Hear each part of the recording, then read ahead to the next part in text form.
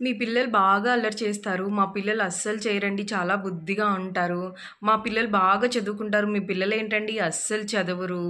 మీ వాడు చాలా పెంకివాడండి. మీరసలు సరిగ్గా భయం పెట్టటం లేదు పిల్లాడికి.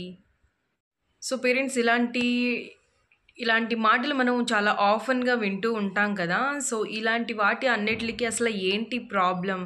సో, వాళ్ళకి తెలియదు పిల్లల్లో కొంచెం బిహేవియరల్ ఇష్యూస్ ఉన్నాయి అని చెప్పి అది కూడా ఏదో పెద్ద డిసీజ్ లాగా చేసేస్తారు. Welcome to my channel creative mom J. So, ఈరోజైతే నేను ఒక సూపర్ ఇంపార్టెంట్ టాపిక్ అయితే చెప్పబోతున్నాను. సో, చాలామంది ఏంటంటే హైపర్ యాక్టివ్‌నెస్‌కి అండ్ ఏడీహెచ్‌డీకి డిఫరెన్స్ తెలుసుకోకుండా 2 ఒకటే అని అనుకుంటూ ఉంటారు. సో, దానివల్ల different type of activities, actions చేస్తూ ఉంటారు.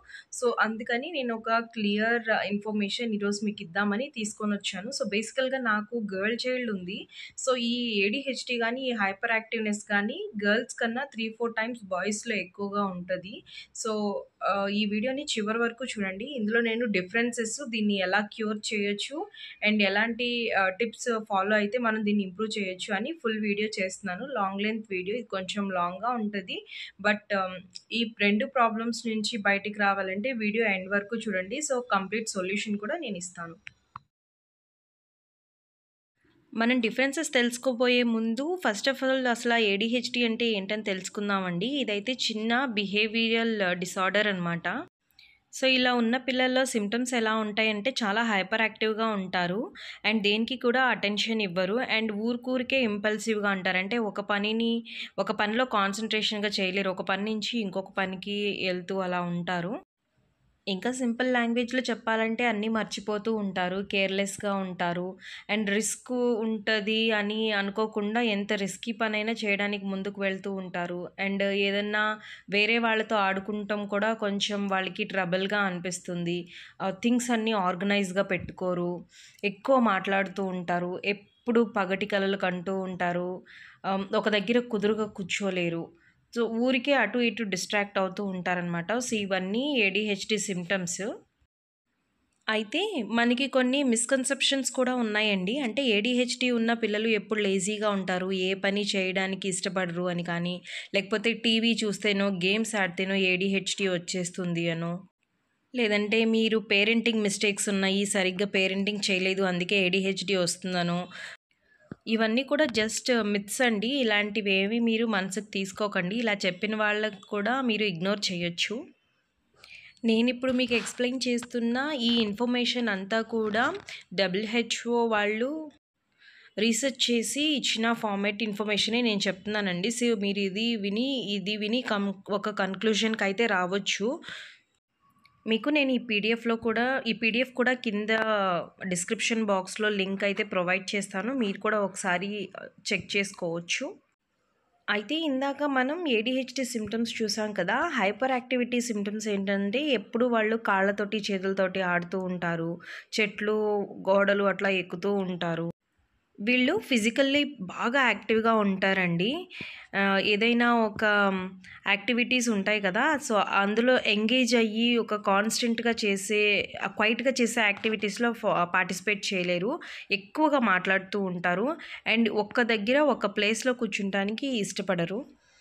వీళ్ళల్లోనే ఇంపల్సివ్‌నెస్ ఉన్నవాళ్ళేంటంటే ఏదైనా క్వెషన్ అడగకముందే ఆన్సర్ చెప్పేయటము, లేకపోతే వేరే వాళ్ళు ఏదన్నా పనులు చేస్తున్నప్పుడు చెడగొట్టడము, లేకపోతే వాళ్ళ టర్న్ వచ్చే వరకు వెయిట్ చేయకుండా ముందే అన్నీ చెప్పేయడము అట్లా చేస్తూ ఉంటారనమాట.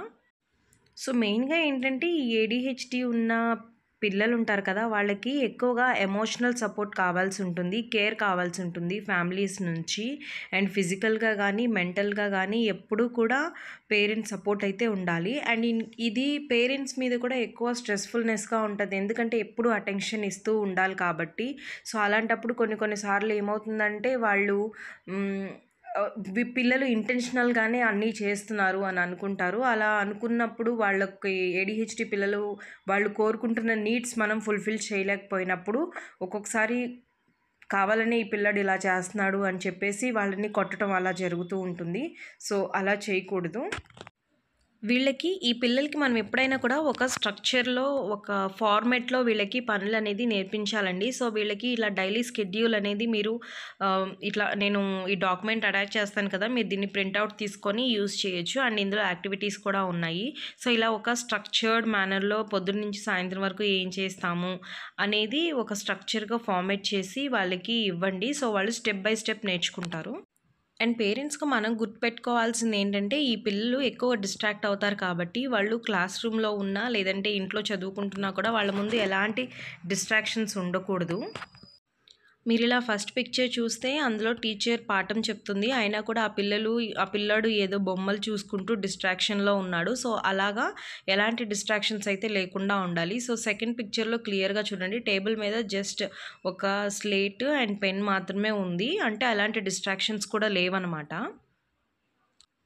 ఏడీహెచ్‌డీ ఉన్న పిల్లలకేంటంటే ఒక పనిని మాత్రమే మనం చెప్పాలి. సో, 2, 3 పనులు కలిపి చెప్తే వాళ్ళు నిర్ణయం తీసుకోలేరు. ఏది చేయాలి? ఎలా చేయాలని కన్‌ఫ్యూజ్ అయిపోతారు. బేసికల్‌గా ఈ పిల్లలు చాలా యాక్టివ్‌గా అండ్ చాలా నాలెడ్జబుల్‌గా ఉంటారు. సో, వీళ్ళకేంటంటే ఒకసారి మనం ఒక పని అసైన్ చేస్తే దాన్ని కంప్లీట్‌గా సక్సెస్ అవుతారు. వీళ్ళతో ఏదైనా ఒక పని చేయించాలి అంటే దాన్ని చిన్న చిన్న టాస్క్‌లాగా ఇస్తూ ఉండాలి. సో, అంటే స్టెప్ బై స్టెప్ అనమాట. సో, ఫస్ట్ పిక్చర్‌లో చూసారు కదా! బాబుని తీసుకొచ్చి బాల్ ముందు నుంచోపెట్టాడు. అండ్ సెకండ్ స్టెప్‌లో వచ్చేసి బాల్‌ని కాలుతో తన్నమని చెప్తున్నాడు. అండ్ డైరెక్షన్ ఏమీ చెప్పలేదు. అంటే బాబు ఎలా అంటే అలా తన్నేస్తున్నాడు బాల్‌ని. థర్డ్ స్టెప్‌లో వచ్చి పేరెంట్ ఒక డైరెక్షన్‌లో తన్నమని చెప్తున్నాడు. సో, అదే డైరెక్షన్‌లో బాల్‌నయితే బాబు ఫోకస్డ్‌గా తంతున్నాడు. సో, ఇలా మనం ప్రతి ఒక్కటి కూడా స్టెప్ బై స్టెప్ చిన్న చిన్న టాస్కులుగా చేసిస్తే ఏంటంటే వాళ్ళు ఫుల్ అటెన్షన్‌తో ఆ పనిని కంప్లీట్‌గా నేర్చుకుంటూ ఉంటారనమాట. ఇక్కడ నేను కొన్ని అటెన్షన్ ఇంప్రూవ్‌మెంట్ యాక్టివిటీస్ అయితే చూపిస్తున్నాను చూడండి. దీన్ని మీరు ప్రింటౌట్ తీసుకొని ఇది ప్రాక్టీస్ చేపిచ్చొచ్చు. సో, ఇక్కడ ఈ పిక్చర్‌లో చూసారు కదా! ఇక్కడ ఏమంటున్నారంటే యెల్లో సర్కిల్స్ ఉన్నాయి కదా! మీ పిల్లాడిని యెల్లో సర్కిల్స్ అన్నీ క్యాన్సిల్ చేయమని అని చెప్తూ ఉన్నారు. సో, ఇలాగా మనం దీన్ని ఇంకా కొంచెం డిఫరెంట్‌గా కూడా చేయొచ్చు. దీన్ని షేప్స్ మార్చటం, కలర్స్ ఎక్కువ ఇంక్లూడ్ చేయటం అలా కూడా దీన్ని డిఫికల్టీ చేంజ్ చేయొచ్చు. సో, ఇక్కడ కింద 3 స్టెప్స్ ఉన్నాయి కదా! ఈ స్టెప్స్‌లో ఒక్కొక్క దాంట్లో మనం ట్రయాంగిల్ క్యాన్సిల్ చేయమనొచ్చు, లేకపోతే సర్కిల్ క్యాన్సిల్ చేయమనొచ్చు, లేకపోతే స్క్వేర్ క్యాన్సిల్ చేయమనొచ్చు, లేకపోతే రెడ్ కలర్ క్యాన్సిల్ చేయమనొచ్చు. సో, ఇలా ఈ చార్ట్స్‌ని ఉపయోగించుకొని మనం different type of multiple activities అయితే చేపిచ్చొచ్చు. అండ్ నా ఛానల్‌లో కూడా క్యాండీ కోసం నేను చాలా యాక్టివిటీస్ అయితే చేపిస్తుంటాను. అవి షేర్ చేస్తాను. సో, నా ఛానల్ కూడా సబ్స్క్రైబ్ చేసుకోండి. అండ్ ఇంత కష్టపడి ఈ వీడియో చేస్తున్నందుకు ఒక లైక్ అయితే కంపల్సరీ ఇవ్వండి. ఇక్కడి వరకు మీరు వీడియో చూసారు అని అంటేనే మీ డెడికేషన్ అర్థమవుతుంది. మీ పిల్లల్ని మీరు ఎంత ప్రేమిస్తున్నారని అండ్ వాళ్ళ బిహేవియర్ చేంజ్ చేయడానికి మీరు ఎంత తాపత్రయపడుతున్నారని ఐ అప్రిషియేట్ దట్. సో, ఈ పిక్చర్‌లో చూపిస్తున్నాం కదా! హైపర్ యాక్టివ్ పిల్లలతోటి మనం ఎలా బిహేవ్ చేయాలి అని. వాళ్ళ ముందు ఏదైనా కూడా మనం పాజిటివ్‌గా మాట్లాడాలి. అండ్ ఏంటంటే ముందే థ్రెటన్ చేయకూడదు. వాళ్ళ ముందు మనం యాక్ట్ చేయాలి. అంటే నేను అది చేస్తాను, ఇది చేస్తాను అని అట్లా అనకుండా. సో, ఇక్కడ ఫస్ట్ పిక్చర్‌లో చూస్తున్నారు కదా! ఈ అబ్బాయి ఆ అమ్మాయి దగ్గర నుంచి బొమ్మ లాగేసుకుంటున్నాడు. అందుకని వాళ్ళ మమ్మీ ఏం చేసింది అసలు తనకి కూడా బొమ్మలు ఇవ్వకుండా తీసేసి పక్కన పెట్టేసిందనమాట. సో, ఇలా చేయడం వల్ల ఏమిటంటే ఎప్పుడన్నా ఎవరితో అన్నా బొమ్మల కోసం గొడవ పడితే వాళ్ళ మమ్మీ తన బొమ్మలను కూడా లాగేసుకొని పైన పెట్టేస్తది. తనకి బొమ్మలు ఇవ్వదు ఆడుకునేకి అనే ఒక థాట్ అయితే ఆ పిల్లవాడికి అర్థమవుతుంది. సో, నెక్స్ట్ టైం నుంచి అది రిపీట్ చేయడానికి తను ఆలోచిస్తాడు. ఈ పిల్లలకి ముఖ్యంగా ఏంటంటే కమాండ్స్ తీసుకోవడం అంటే అస్సలు ఇష్టం ఉండదు. సో, వాళ్ళతో మనం ఇంటరాక్ట్ అయ్యేటప్పుడు వాళ్ళతో మనం ఏదైనా పని చేయాలి అన్నప్పుడు మనం క్లియర్ కట్‌గా దాన్ని ఒక క్వెషన్ లాగా కాకుండా ఒక ఫ్రేజ్ లాగా యూజ్ చేయాలి. ఫర్ ఎగ్జాంపుల్ ఏంట్రా హోంవర్క్ చేసావా? అని అలాంటి క్వెషన్ కాకుండా దాన్నే కొంచెం మార్చి నువ్వు హోంవర్క్ పూర్తయిన వెంటనే నువ్వు నాకు చూపించు అని అలాగా కొంచెం ఫ్రేజ్‌ని డిఫరెన్షియేట్ మాట్లాడాలి.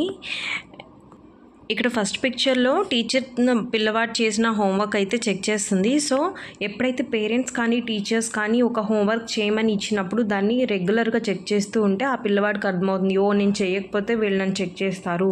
సో, అందుకని కంపల్సరీ హోంవర్క్ చేశాక మీరు చెక్ చేస్తూ ఉండండి.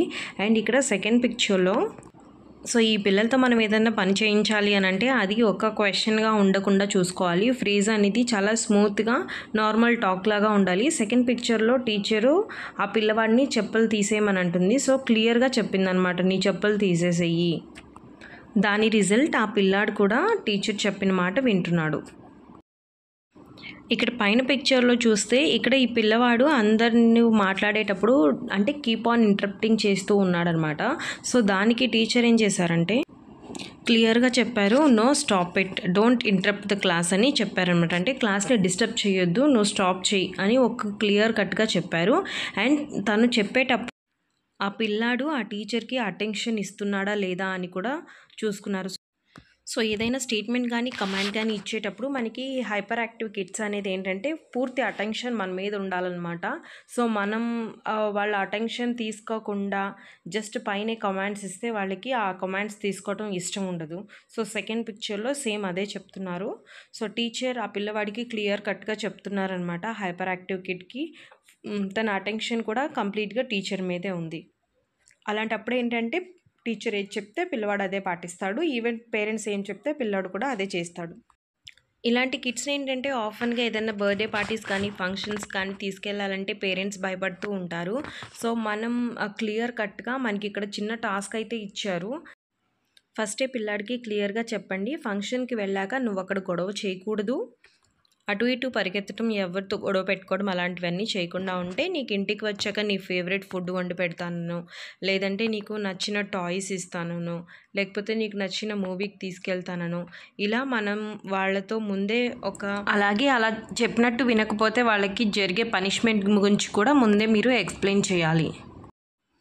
ఇంటరాక్షన్ చేసుకుంటే వాళ్ళు ఆ స్పాట్కి వెళ్ళినప్పుడు ఇలా బిహేవ్ చేయకుండా ఉంటారు. హాయ్ ఫ్రెండ్స్, ఐ హోప్ మీకు ఈ ఇన్ఫర్మేషన్ బాగా నచ్చిందని అనుకుంటున్నాను. యూట్యూబ్లో చాలా వీడియోస్ ఉన్నాయి. నేను చాలా రీసెర్చ్ చేశాను, ఎందుకంటే నాకు స్పెషల్గా హైపర్ యాక్టివ్ కిడ్ లేదు కాబట్టి నేను ఈ వీడియో చేసే ముందు చాలా వరకు నేను వర్క్ చేశాను, చాలా రీసెర్చ్ చేశాను.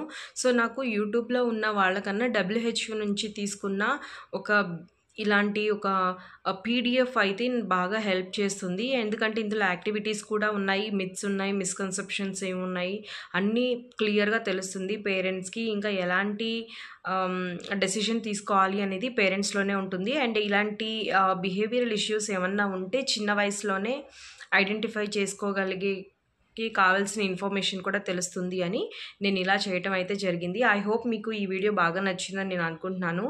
సో నా ఛానల్కి సబ్స్క్రైబ్ చేసుకోండి అండ్ ఈ వీడియోని లైక్ చేయండి. సో దట్ ఇంకా చాలా మంది యూజ్ అవుతుంది కదా పేరెంట్స్కి, వాళ్ళకి షేర్ అవుతుంది ఈ వీడియో.